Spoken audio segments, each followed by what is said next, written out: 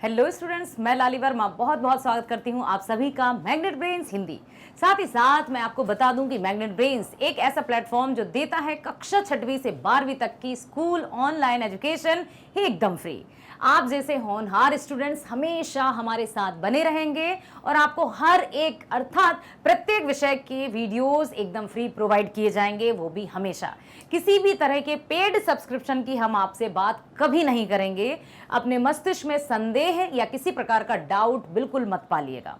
सदा के लिए हैं हम और हमेशा हम यही कोशिश करेंगे कि आपको, कोशिश नहीं यही है हमारा, कि हम बेस्ट वीडियोस ही आपको प्रोवाइड करेंगे। चलिए चलते हैं कि इस वीडियो में क्या करने वाले हैं।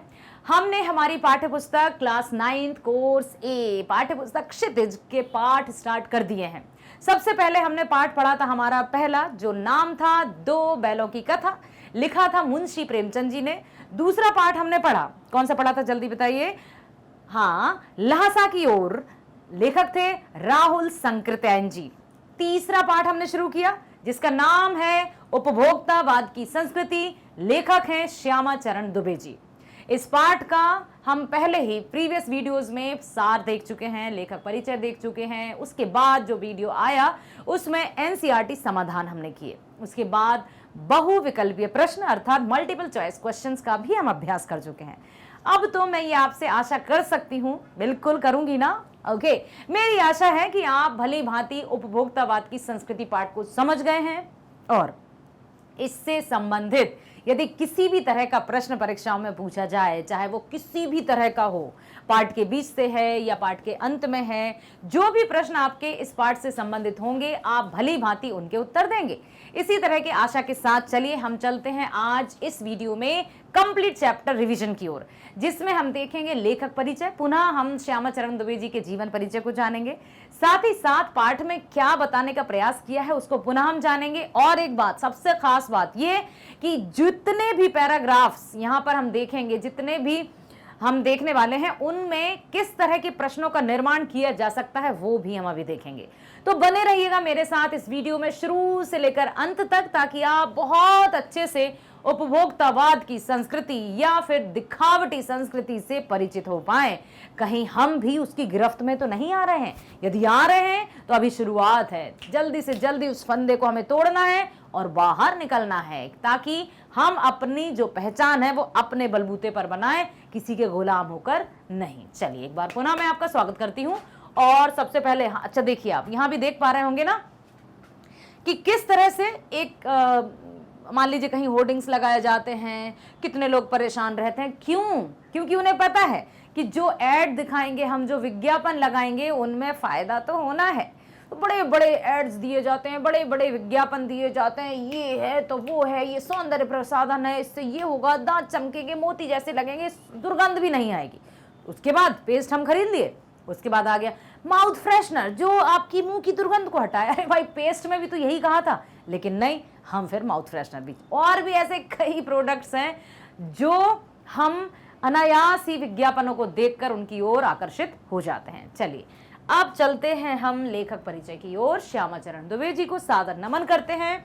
हम सभी हिंदी के साहित्यकारों को नमन करते हैं जिन्होंने हिंदी को या फिर हिंदी को ऊंचाइयों तक पहुंचाया और उसकी समृद्धि में अपना योगदान दिया।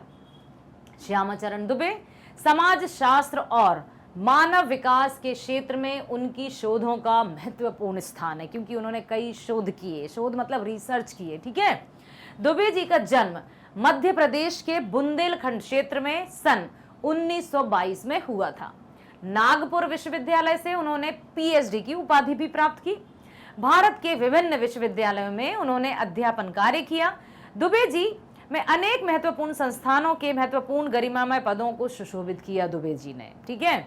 स्वतंत्र भारत के सर्वोच्च समाज विज्ञानियों में उनकी गणना की जाती है। उनका निधन सन 1996 में हो गया। प्रसिद्ध समाजविद श्यामा चरण दुबे का जन्म 25 जुलाई, यहाँ पर ये भी रखिएगा याद कि 1922 को मध्य प्रदेश के सिवनी में हुआ था। कहाँ हुआ था? मध्य प्रदेश के सिवनी में। उनकी प्रारंभिक शिक्षा गांव के विद्यालय में ही हुई। लगभग 8 साल की अवस्था में इनके सिर से माता का साया उठ गया और पिता के संरक्षण में इन्होंने बहुमुखी प्रतिभा का विकास किया। बहुमुखी प्रतिभा मीन्स ऑल राउंड डेवलपमेंट।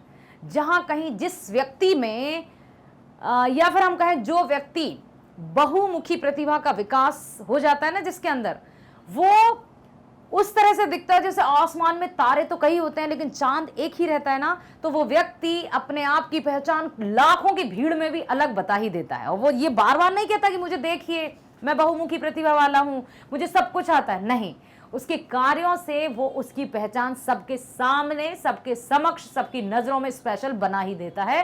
तो उसी तरह के थे हमारे लेखक। ठीक है, नागपुर विश्वविद्यालय से इन्होंने उच्च शिक्षा प्राप्त की। राजनीति शास्त्र में प्रथम श्रेणी में स्नातक की उपाधि प्राप्त करने के बाद इन्होंने मानव विज्ञान को आगे के अध्ययन के लिए अपना विषय बनाया और छत्तीसगढ़ की कमार जाति पर उल्लेखनीय कार्य किया। क्योंकि आपको पता है ना, शोध के दौरान एक कुछ विषय लिया जाता है जिसकी बिल्कुल तह तक जाते हैं, वही तो पीएचडी, वही तो रिसर्च होता है। चलिए अब चलते हैं कि इस वीडियो में क्या करने वाले हैं हम। उपभोक्तावाद की संस्कृति, दिखावे की संस्कृति, विज्ञापनों की संस्कृति जो हमें अपनी ओर अनायास ही खींचे जाती है और हम उसकी तरफ खींचे जाते हैं। ठीक है, अब यहाँ पर देखिए बहुत सारे विज्ञापन आएंगे। ये तो एक सिंपल उदाहरण है, आप लोग भी देखिएगा, आप लोग देखेंगे, आपकी पुस्तक में भी है, लिखा है क्या आप बाल झड़ने, ये सफेद होने या कमजोर होने की समस्या से परेशान हैं? उदास दिखा देंगे। सौम्या शैम्पू बालों को काला, घना, चमकीला एवं मुलायम बनाए। और लिखा है अनेक साइजों में उपलब्ध, ऑफर 20% की छूट, जल्दी कीजिए, मौका हाथ से निकल ना जाए। इतने आकर्षक ढंग से आपने टीवी में देखे होंगे, न्यूज़पेपर्स में देखे होंगे, मैगजीन्स में देखे होंगे, मतलब जो भी पत्रिकाएं रहती हैं उनमें इनकी ही भरमार रहती है। और हम भी पढ़ने की जगह सिर्फ और सिर्फ चित्रों को देखते हैं, फोटोज को देखते हैं, कौन सा विज्ञापन आया है उसको देखते हैं, कौन सा नया प्रोडक्ट्स आया है उसको देखते हैं, कौन सी नई ड्रेस आई है, कौन सी हमें लेना है, अच्छा ये इसने दिया है, अरे ये इस नेत्री का ऐड है, इस हीरोइन ने दिया, इस हीरोइन, अरे तब तो मुझे खरीदना चाहिए, देखो ये तो टॉप की है। ठीक है, ये सारी चीजें हैं जो हमें उपभोक्तावादी संस्कृति की ओर आकर्षित करती हैं। तो हमें बस ये है लेखक का मानना, ये लेखक हमसे कहना चाहते हैं कि हम, ठीक है, जितनी आवश्यकता है किसी भी सामान की, चाहे वस्त्र हो, चाहे खाना हो या कोई भी अन्य उपयोगी वस्तु हो, तो जितनी आवश्यकता है उतना हमें अवश्य लेना है। लेकिन ये नहीं कि हमारे पास है फिर भी हमें वो चाहिए क्योंकि अब दूसरा डिजाइन मार्केट में आ गया, जबकि वो एंड खत्म नहीं हुआ है, उसका मतलब एंड नहीं हुआ है, लेकिन हमें चाहिए क्योंकि अब उसका शेप और साइज और उसके दिखावटी में उसका जो फिजिकल स्ट्रक्चर है वो चेंज हो गया है। तो हम इस तरह से नहीं करेंगे। ठीक है, चलिए पढ़ेंगे, अब ध्यान से देखिएगा और इससे किस तरह के प्रश्न बन सकते हैं उन पर भी हम चर्चा करेंगे। उपभोक्तावाद की संस्कृति निबंध बाजार की गिरफ्त में आ रहे समाज की वास्तविकता को प्रस्तुत करता है कि किस तरह से समाज बाजार की गिरफ्त में आ चुका है, ना चाहते हुए भी हम गुलाम हो गए हैं। लेखक का मानना है कि हम विज्ञापन की चमक दमक के कारण वस्तुओं के पीछे भाग रहे हैं। हमारी निगाह गुणवत्ता पर है ही नहीं, हम क्वालिटी को देख ही नहीं रहे, बस हमें दूर की, कहते हैं ना, दूर के ढोल सुहावने लगते हैं। और वही हमारे साथ हो रहा है, चमक दमक देखकर हमें चाहिए, ऐसा ही चाहिए, और हम उसके पीछे ना चाहते हुए भी बस भागे जा रहे हैं, हमें चाहिए, यही चाहिए, ऐसा करके हम, यदि स्टूडेंट लाइफ है, यदि बच्चे हैं, तो हम पेरेंट्स से जिद करने लगते हैं, नहीं मेरे फ्रेंड के पास ये है तो मुझे भी चाहिए। तो ये सारी जो बातें हैं, हम ना चाहते हुए भी उसके पीछे भागे जा रहे हैं। हमारी निगाह क्वालिटी पर है ही नहीं, गुणवत्ता पर है ही नहीं। संपन्न और अभिजात वर्ग द्वारा प्रदर्शनपूर्ण जीवन शैली अपनाई जा रही है। प्रदर्शनपूर्ण मतलब समझते हैं ना, प्रदर्शन मतलब दिखाना। जो भी संपन्न है, जो भी आधुनिक जो वर्ग हैं या सामंती वर्ग हैं, वो क्या करते हैं, प्रदर्शनपूर्ण अपनी जीवन शैली दिखाते हैं और उनके कारण सामान्य जन भी ललचाई निगाहों से देखते हैं। उनको लगता है ओ देखो इनको कितने अच्छे कपड़े में जा रहे हैं, काश हम भी करते, तो उनका मन कहीं ना कहीं वो दुखी कर लेते हैं, जबकि ऐसा नहीं है। सब प्रकार से लोग हैं, हर एक प्रकार की दुनिया एक सी तो हो नहीं सकती। आपको पता है कि ये उदाहरण 50 बार हम क्यों सुनते हैं कि हमारी हाथों की 5 उंगलियां भी एक सी नहीं रहती, क्योंकि वो हमारे पास है और हमें जल्दी से समझ में आ जाए। हर एक का अपना अपना कार्य होता है। यदि सब एक सी होती तो हम अच्छे से कुछ भी चीजों को पकड़ भी नहीं पाते।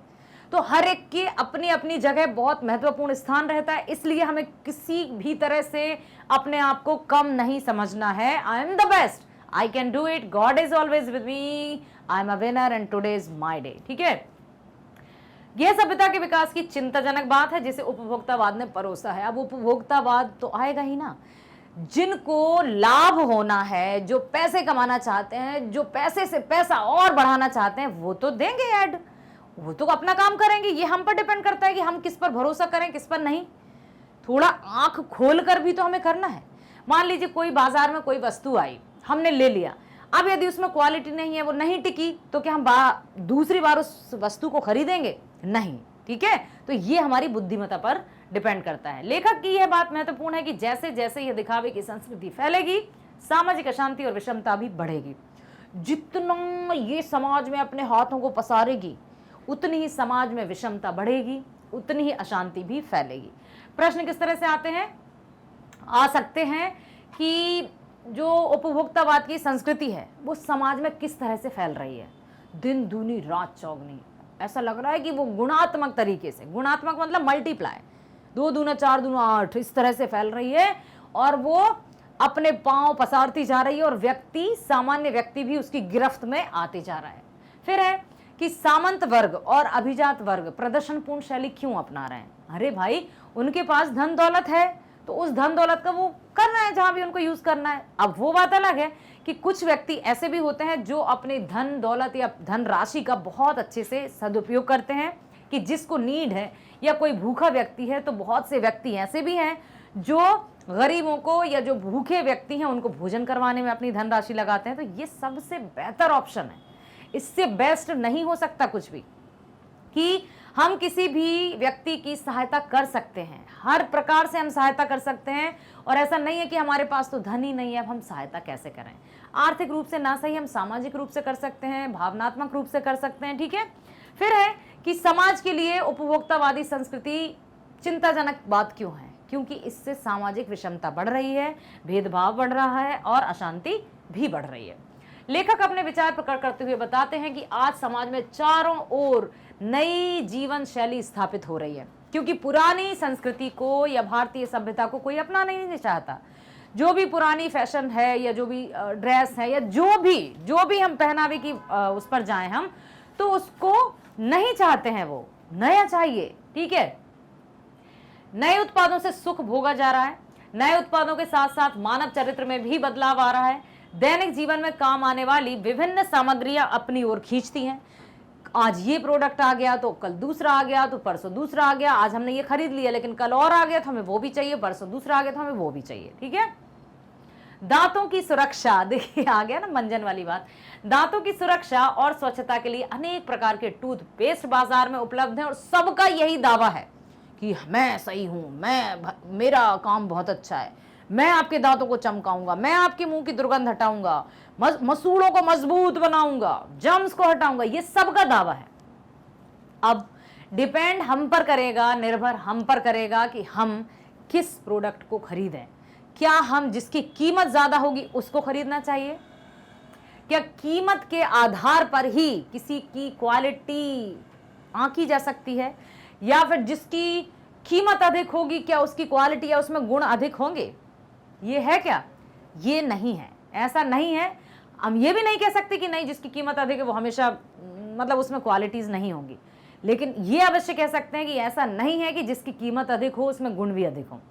क्योंकि जो जहां बैठे हैं, जिस शॉप पर बैठे हैं, जितना धन खर्च वो कर रहे हैं, किराया दे रहे हैं, बिजली का बिल दे रहे हैं, तो वो सब अपना खर्चा निकालेंगे ना किसको? प्रोडक्ट्स को बेचकर।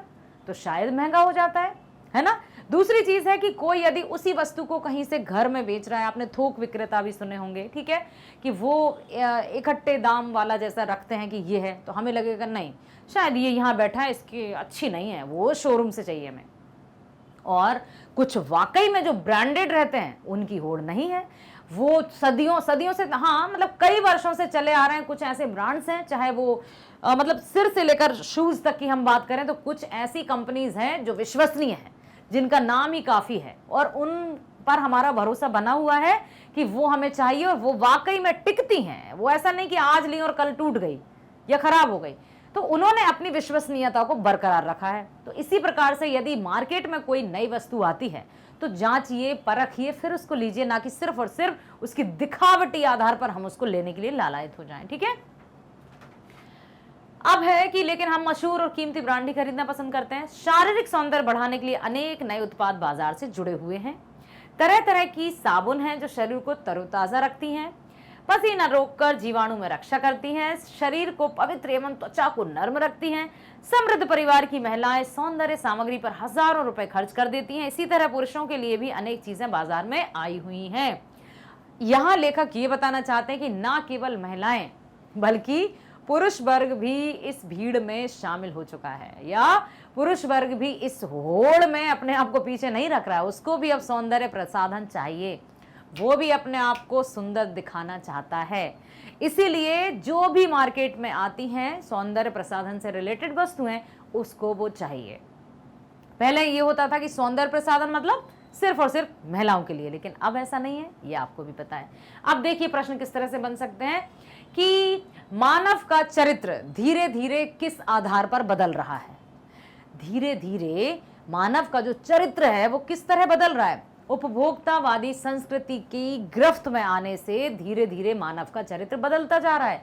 वो भारतीय जो पुरानी परंपराएं हैं या संस्कृति हैं उनको पीछे छोड़ते हुए पाश्चात्य संस्कृति की तरफ आंखें बंद करके उसी दौड़ में शामिल हो रहा है। ठीक है। अब है कि शारीरिक सौंदर्य बढ़ाने के लिए जो उत्पाद बाजार में आ रहे हैं उन्हें किस आधार पर खरीदना चाहिए। उनकी क्वालिटी, उनकी गुणवत्ता को देखकर, ना कि उनकी बाहरी चमक दमक को देखकर। ठीक है। ओके, चलो एक कहानी याद आई, सुनाओ। छोटी सी कहानी है, सुनी होगी शायद। एक स्कूल में एक टीचर रहती हैं और वो हमेशा अपने स्टूडेंट्स के लिए कुछ ना कुछ लेकर जाती हैं और बहुत अच्छे से hello students, love you all, ये सारी उनके वर्ड्स रहते थे। सारे स्टूडेंट्स उनको बहुत स्नेह करते थे, बहुत रिस्पेक्ट देते थे। अब एक बार क्या हुआ कि वो टीचर जो थी उनकी क्लास में एक बच्चा बिल्कुल चुप रहता था, वो बिल्कुल नहीं बोलता था, उदास रहता था। शायद उसका कुछ तो घटित हुआ था, उसके घर में कुछ, शायद उसकी माँ नहीं थी या कुछ तो ऐसा था। तो अब टीचर ने सोचा कि मैं क्या करूं, ये तो बहुत अच्छा बच्चा है, ये आजकल इतना उदास क्यों रहता है। ठीक है। तो वो एक दिन बहुत सारे गिफ्ट्स लेकर आई और जितनी संख्या बच्चों की थी उतने ही वो गिफ्ट्स लेकर आई। मतलब मान लीजिए 34 या 40 स्टूडेंट्स थे क्लास में, तो वो 40 गिफ्ट लेकर आती हैं। अब गिफ्ट जब लेकर आई तो कुछ बहुत अच्छे पैक्ड थे, कुछ सिर्फ रैप्ड थे, कुछ यूं ही पेपर में थे, कलर पेपर में, कुछ यूं ही वाइट पेपर में थे, और रख दिया उन्होंने। और ऐसा नहीं कि उन्होंने अपने हाथ से सबको दिया हो, क्या किया उन्होंने, कह दिया कि चलिए ये गिफ्ट्स रखे हैं, आप आते जाओ और अपने हिसाब से लेते जाओ, और ओपन नहीं करेंगे जब तक मैं ना कहूं। सारे और शेप और साइज सबका एक सा था। सारे बच्चे आते आराम से कि कौन सा अच्छा, अरे जिसमें जो अच्छा दिख रहा है ना बड़ा सा पैकेट, वो मैं ले लेता हूँ। और इसी तरह से हर एक रो से बच्चे आते गए, उनके गिफ्ट्स लेते गए। अंत में वो बच्चा तब भी नहीं उठा। फिर मैम ने उससे बोला कि बेटा आप भी आइए, गिफ्ट लीजिए। तो उसके हिस्से में क्या छोड़ा लोगों ने, जो बिल्कुल वाइट पेपर में पैक्ड था वो ले गया। ठीक है।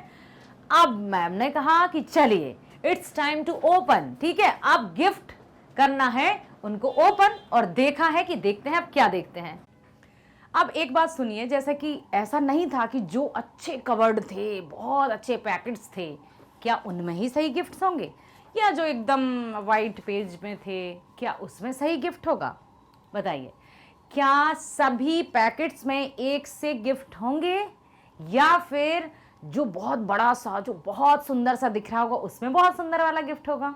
क्या होगा बताइए जल्दी, बताइए क्या हुआ कि जो बहुत बड़ा सा दिख रहा था और बहुत सुंदर से ऊपर से दिख रहा था उसमें सिर्फ एक सामान्य सा कुछ टॉफी वॉफी थी, फिर कुछ पेन्स थे, और फिर कुछ ऐसी, मतलब वो जो मैम थी उन्होंने ये डिसाइड कर लिया था, वो ये चेक करना चाहती थी कि बच्चे किस तरह से अपने गिफ्ट्स को चूज करते हैं। तो बच्चे क्या, हम सभी मैक्सिमम सभी जो बाहर से दिखता है बस उसी को देखते हैं, उसकी क्वालिटी तक जाते ही नहीं है। यही तो है उपभोक्तावाद की संस्कृति कि हम सिर्फ बाहरी दिखावे की जो है बातें उनको देखते हैं और उनकी क्वालिटीज पर ध्यान नहीं देते, जबकि हमें बाहरी चमक दमक पे ध्यान ना देकर अंदर की उसकी जो गुणवत्ता है, उसकी जो क्वालिटी है उस पर ध्यान देना है। ठीक है। ये दिया है ना यहाँ पर कि बहुत सारे ऐसी हैं कि अब इसमें सब शामिल हैं, लेखक कहते हैं कि अनेक तरह के बुटीक खुले हुए हैं जहां समय के अनुसार और महंगे वस्त्र पहनने को मिलते हैं। ये बुटीक, वो बुटीक, अब यहाँ ऐसी ड्रेस तो वहाँ वैसी ड्रेस, आज ये आया तो कल वो आया, सब इसी होड़ में लगे हुए हैं। पुराने फैशन के कपड़े पहनने में लोगों को शर्म आती है। पुराने फैशन के यदि कपड़े हैं तो नो, हम नहीं पहनेंगे, कोई क्या कहेगा। अरे कोई के लिए पहन रहे हो या अपने लिए पहन रहे हो? नहीं, लेकिन हमें नहीं पहनना। घड़ी समय देखने के काम आती है ना, लेकिन उसको भी महंगी महंगी घड़ी पहनना है। हमें महंगी महंगी घड़ी पहनना है, क्यों? हमें दिखाना है कि हमारे पास कितना पैसा है। अब यहाँ पर हम सामंती वर्ग या जो संपन्न वर्ग है उसकी तरफ व्यंग नहीं कर रहे हैं। लेखक ये बताना चाहते हैं कि यदि हमारे पास है तो ठीक है, हमने पहन लिया, लेकिन हम उस सामान या जो भी प्रोडक्ट्स या जो भी उत्पादों का हम यूज कर रहे हैं उनके सहारे हम दूसरों को निम्न ना समझें, छोटा ना समझें कि तुम्हारे पास क्या है, मेरे पास तो ये है। ये वाली सोच नहीं आए, ठीक है। फिर क्या दिया है कि म्यूजिक सिस्टम महंगा होना चाहिए चाहे संगीत की समझ ही नहीं हो, ऐसी भी बातें होती है। इसी तरह लोग दिखावे के लिए कंप्यूटर खरीदते हैं। आज लोग सुख सुविधाओं को देखने लगे हैं। अच्छे होटल में खाना, अच्छे अस्पताल में इलाज करवाना, अच्छे महाविद्यालय और विश्वविद्यालय में शिक्षा प्राप्त करना उन्हें अच्छा लगता है। अच्छा होना चाहिए, बड़ा होना चाहिए, बहुत सारा होना चाहिए, तब जाकर हमें उसमें ही पढ़ना है या उसी में हमें पढ़ाना है। अमेरिका और यूरोप में जैसे देशों में तो एक अच्छी कीमत देकर अपने अंतिम संस्कार और विश्राम का प्रबंध भी किया जाता है। क्या कहते हैं कि मेरे मरने के उपरांत मुझे इस जगह पर, इस प्लेस पर दफनाया जाए और मेरी समाधि के आसपास सुगंधित पुष्प भी लगाए जाएं। ये सब भी होने लगा है कि मरने से पहले ये डिसाइड किया जाने लगा कि मुझे कहाँ रखा जाए, कौन कौन से फूल रहे हैं। भाई पैसा है तो कहीं ना कहीं खर्च करेंगे, उनकी यही सोच है। तो हमें उस पैसे को, उस धन को यूं ही व्यर्थ नहीं गंवाना है। जिसको जरूरत है उसकी सहायता कर सकते हैं, ठीक है। ये है। अब देखिए इससे किस तरह के प्रश्न बन सकते हैं कि किस तरह का पहनावा लोगों की शर्म का कारण बन जाता है। पुराने फैशन या जो भी दादा परदादाओं के ज़माने के जो कपड़े थे, यदि वो पहनावे में आ गए तो हम नहीं पहनेंगे, नहीं नहीं ये तो लूज़ है, ये तो ऐसा है, अब तो न्यू फैशन है, जैसा चल रहा है हम वैसा पहनेंगे, भले ही वो सही सलामत हो। दूसरी है कि आजकल की जो मानसिकता है लोगों की वो किस तरह से परिवर्तित हो गई है। वो इस तरह से परिवर्तित हो गई है कि लोग उपयोग के लिए कम वस्तुओं का मतलब खरीदारी करते हैं, दिखाने के लिए ज़्यादा करते हैं कि सब लोग देखेंगे कि मेरे पास तो ये है, ऐसी मानसिकता आ गई, ठीक है। और यहाँ कितने अच्छे से दिया है कि जो भी है सब महंगा चाहिए, खाने की, अस्पताल में, और सब कुछ, म्यूजिक सिस्टम भी बड़ा होना चाहिए, भले ही म्यूजिक की कोई समझ ना हो। ये है सारी कि इससे संबंधित प्रश्न आ सकते हैं। आगे है अपनी प्रतिष्ठा स्थापित करने के कई तरीके होते हैं। जैसे इस तरह लेखक ने उपभोक्तावादी समाज का चित्रण किया है कि समाज पूरी तरह से उपभोक्तावादी संस्कृति की गुलाम हो गई है, उसकी गिरफ्त में आ चुकी है। वो किसी भी तरह से अपने आप को उससे बचाना नहीं चाहती। पाश्चात्य संस्कृति, वेस्टर्न कल्चर को अपनाए जा रही है। भारतीय सभ्यता को कहीं ना कहीं हम पीछे छोड़ते जा रहे हैं। उनके लिए विज्ञापन का विशेष महत्व है, यही उन्हें अपने अनुरूप लगता है। जो भी विज्ञापन आते हैं, जो भी टीवी में देखें, न्यूज़पेपर्स में देखें, मैगजीन्स में देखें, उनको लगता है कि यही हमारे लिए काम की वस्तु है, जो देखा है वो हमें चाहिए। यहाँ लेखक पूछना हमसे चाहते हैं कि इस उपभोक्तावादी संस्कृति का विकास भारत में क्यों हो रहा है। अधिक से अधिक यदि देखा जाए तो भारत में ही इतनी प्रतिस्पर्धा या इतनी विषमता क्यों बढ़ रही है? क्यों, आखिर क्यों भारतीयों के मन में या भारतीय अपनी बुद्धि को सद्बुद्धि में परिवर्तित नहीं करते हैं? लेखक तर्क देते हैं कि भारत में सामंती संस्कृति के तत्व पहले भी थे तथा इसी संस्कृति से उपभोक्तावाद का जुड़ाव रहा है। पहले भी जो सामंती वर्ग रहा करते थे, जो संपन्न वर्ग रहा करते थे, उनके पास सुख सुविधाएं, ऐशो आराम की सारी वस्तुएं हुआ करती थी, और जो सामंती वर्ग था, जो धनी वर्ग था, वो हमेशा धनी बनता गया और निर्धन होता गया। क्यों?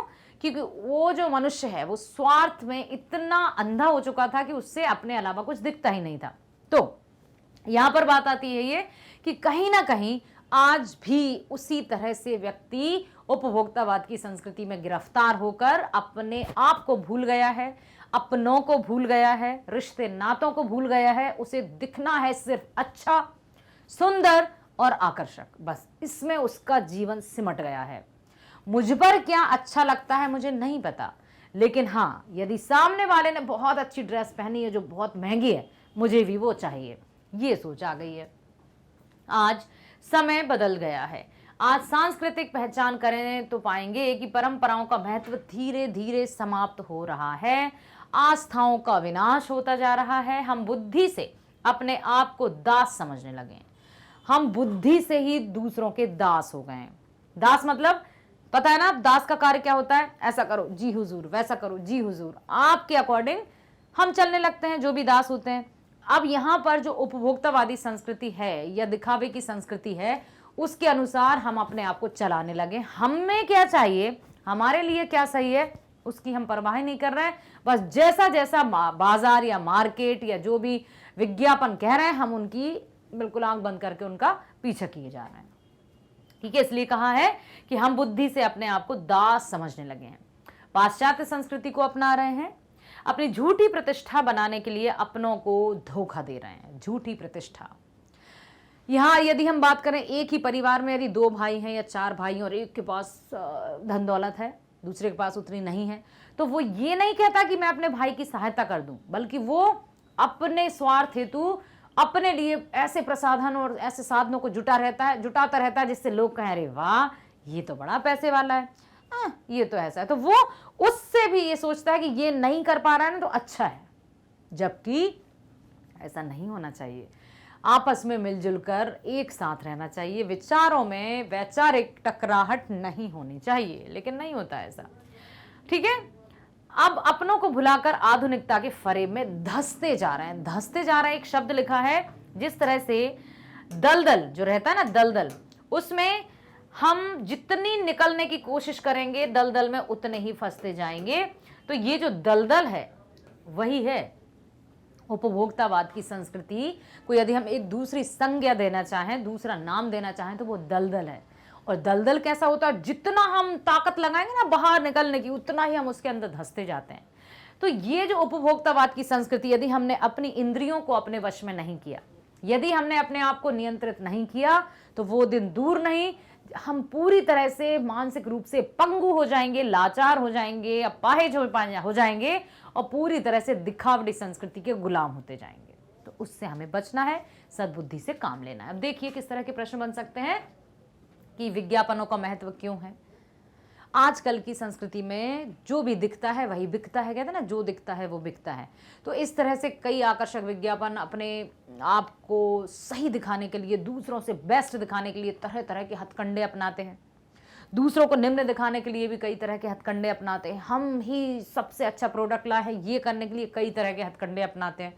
लेकिन अब ये निर्भर हम पर करता है, ग्राहकों पर, कस्टमर्स पर। ठीक है, हम उपभोक्ताओं पर निर्भर करता है कि हम जिस वस्तु का उपयोग कर रहे हैं, क्या वो वाकई में उतनी मजबूत, उतनी टिकाऊ, उतनी है जो कि हमने जिस सोच के साथ खरीदी थी, क्या वो उतना रिजल्ट दे पा रही है, वो भी हमें सोचना है। ठीक है, आगे है कि हमारा समाज भी दूसरों के इशारों पर चल रहा है। विज्ञापन और प्रसार का सम्मोहन हमारी मानसिकता को बदल रहा है। इस कदर से हम उसकी मतलब हिप्नोटाइज की, और देखिए ये ऐसा है, अब आप मेरे शिकंजे में आते जा रहे हैं, हम वाकई में उसके शिकंजे में होते जाते हैं। अब यह चिंता का विषय बनता जा रहा है कि संस्कृति के फैलाव के क्या परिणाम निकलेंगे। संसाधनों का दुरुपयोग हो रहा है, विदेशी वस्तुओं को पसंद किया जा रहा है, लोगों में आपसी दूरी ही बढ़ती जा रही है। आपसी दूरी बढ़ने के क्या कारण है? खुद को बेस्ट, स्वार्थ के वशीभूत होकर सिर्फ और सिर्फ अपने बारे में सोचना कि मुझे तो ये चाहिए, मेरे पास ये है, बस बस बस बस मुझे ही सबसे अच्छा दिखना है, इसको नहीं दिखने दूंगा, ये वाली सोच आ रही है, इसलिए दूरी बढ़ रही है। इस प्रकार का अंतर अशांति उत्पन्न करता है। हम अपने लक्ष्य को पाने के लिए भटक जाएंगे। आज मर्यादाएं भी टूट रही हैं। मान मर्यादाओं की यदि हम बात करें, कहते हैं ना, अपनी डिग्निटी हमें मेंटेन करनी होगी। जिस भी क्षेत्र में हम हैं, हमें अपनी मर्यादा को बरकरार रखना है, तब कहीं जाकर हम समाज में सम्मान प्राप्त कर सकते हैं। क्योंकि सम्मान धन से खरीदा नहीं जा सकता, खुशी धन से, दौलत से नहीं खरीदी जा सकती। मान सम्मान हमें अपने चरित्र से, अपनी मर्यादाओं से और अपने अस्तित्व से प्राप्त होता है। तो हमें अपने आचरण, व्यवहार, चरित्र, इन सब में बहुत बारीकी से इनको चलाना होगा, इन पर कार्य करना होगा, ताकि हम बेहतरीन तरीके से अपने आप को समाज में एक सम्मानीय नागरिक बना सकें।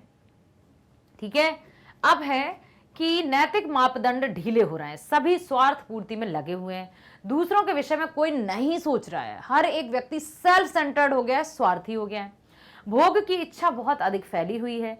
गांधी जी के अनुसार हमें अपने आदर्शों पर टिके रहते हुए स्वस्थ संस्कृति प्रभावों को भी अपनाना चाहिए, क्योंकि जो हमारी संस्कृति है, जो हमारी सभ्यता है, जो हमारे संस्कार है, उनको भी तो अपनाओ। सब दौड़ में लगे हैं, सब दिखावे में लगे, दिखाने में लगे। अरे भाई थोड़ा रुको, अपने आप को अपनी संस्कृति में समेट कर तो देखो। हमारी संस्कृति बहुत प्यारी है, सबसे सुंदर है, अनोखी है। इसको जो अनेक अन्य देश है ना, वो हमारी संस्कृति का पालन करने लगे हैं। आप लोग देख सकते हैं जगह जगह पर जो परिधान है उसमें भी परिवर्तन आए हैं। जो पूजा पाठ या अर्चना का है, जो नहीं कि जिस तरह से हम लोग पूजा अर्चना करते हैं उस तरह से विदेशी लोग भी करने लगे हैं, तो वो हमारी संस्कृति अपना रहे हैं। लेकिन हम अपनी ही संस्कृति क्यों भूल रहे हैं? नहीं भूलना है। ठीक है, फिर है भोग की इच्छा बहुत अधिक फैली हुई है कि बस मुझे ये चाहिए, वो चाहिए, ऐसा चाहिए, वैसा चाहिए। ठीक है, फिर है नेक्स्ट की उपभोक्ता संस्कृति हमारे लिए खतरा है। आने वाले समय में यह बहुत बड़ी चुनौती बन जाएगी, फिर इससे निपटना बहुत मुश्किल होगा, फिर अपने आप को इससे उबारना तो असंभव ही होगा। आशा करती हूं आप उपभोक्ता नामक संस्कृति, जो उपभोक्तावाद की संस्कृति है, उससे परिचित हो गए हैं। वो हमारे लिए खतरनाक है। हमें सोच समझकर ही सभी तरह के जो उत्पाद या प्रोडक्ट्स मार्केट में आते हैं उनको सोच समझकर खरीदना है। जितनी आवश्यकता है उतना खरीदना है, किसी की कॉपी में ऐसा नहीं करना है कि उसने लिया है तो हमारा है। ठीक है, हमें बहुत सोच समझकर किसी भी वस्तु को लेना है और इसकी क्वालिटी पर ध्यान देना है, ना कि बाहरी चमक दमक पर। आशा करती हूँ आपने बहुत अच्छे से सुना है, समझा है, और अब इस पार्ट से संबंधित कोई भी प्रश्न आएंगे तो आप उत्तर अवश्य दे पाएंगे। इसी तरह के और भी हर एक पार्ट के वीडियोस को मैं लेकर आती रहूंगी आपके फेवरेट चैनल मैग्नेट ब्रेन्स पर। आपको पता है मैग्नेट ब्रेन्स देता है कक्षा 6वीं से 12वीं तक की ऑनलाइन स्कूल एजुकेशन एकदम फ्री। और वीडियो पसंद आया ही है, लाइक कीजिएगा, सब्सक्राइब कीजिएगा, ताकि जो न्यू वीडियोस रिलीज हों उनके नोटिफिकेशन आपको तुरंत प्राप्त होते रहें और आप हर एक विषय के वीडियोस को ध्यान से देख सकें और शिक्षा प्राप्त कर सकें। शेयर करना मत भूलिएगा, ताकि जिस तरह से ऑनलाइन बेस्ट एजुकेशन का लाभ आप ले रहे हैं, आपके और भी फ्रेंड्स ऑनलाइन बेस्ट एजुकेशन का लाभ ले सकें। मिलते हैं नेक्स्ट वीडियो में। स्वस्थ रहिए, खुश रहिए, bye bye, thank you so much.